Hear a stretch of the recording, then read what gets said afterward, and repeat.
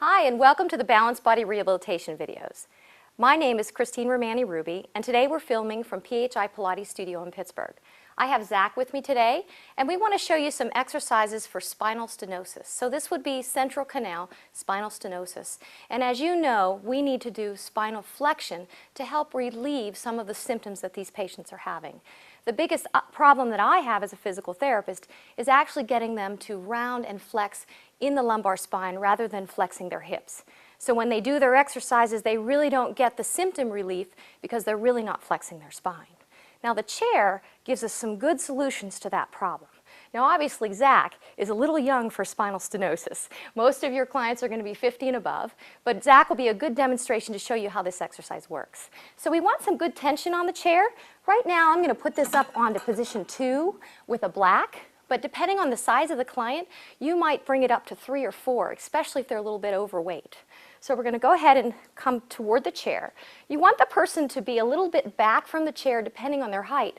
Zach doesn't have super long legs, so we're not going to have him too far, but if he were taller, I would move him back. Once they're bent over, you can tell better.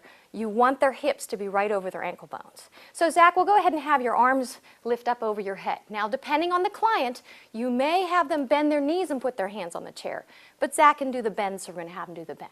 So you're going to inhale to prepare, and on the exhale, you're going to nod the chin and start rounding away from a wall to come down towards your pedal. Now, we want to see a round low back. So as you can see, go ahead and press your pedal down some. Zach likes to round in his thoracic, and he has a little harder time rounding here. So I'm going to cue him to reach his sternum a little bit to the chair, good job, and to keep thinking about his sitting bones going down toward his heels so that we can round more in the lower back. Good, and there's a little bit of adjustment there. Now you're going to inhale as you press your pedal down some, and exhale as you come up some. Now the biggest mistake that I keep going, Zach, the biggest mistake I see with this exercise at times is that we begin to do a lot of hip flexion. And with the spinal stenosis client, hip flexion is not going to do anything for us.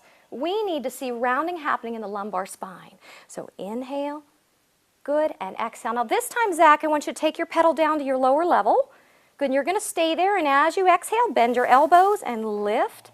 Good, and as you inhale, press down, and every time you press down, think of your navel. That's it, reaching up here. Keep a little bit of length in the back of your neck. You're doing great.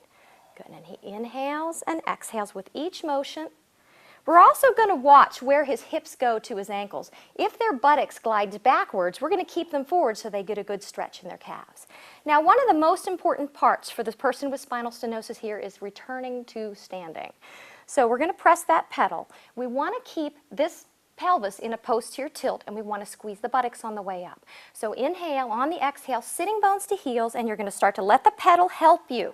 So they have the pedal to help them, buttock stays tight. Now they're going to continue to stack up to the wall. See how we're not letting that lumbar spine extend. And come all the way back to tall, and you can raise your arms if you like. Okay, so the thing that we avoided, and you can go ahead and relax, thing that we avoided was spinal extension on the return from a forward bend. That's the #1 way that many of our spinal stenosis clients have pain. So if we can eliminate that in their daily activities and teach them techniques and methods to not do that motion, they won't have as much pain. So thanks for joining us today, and I hope to see you next time.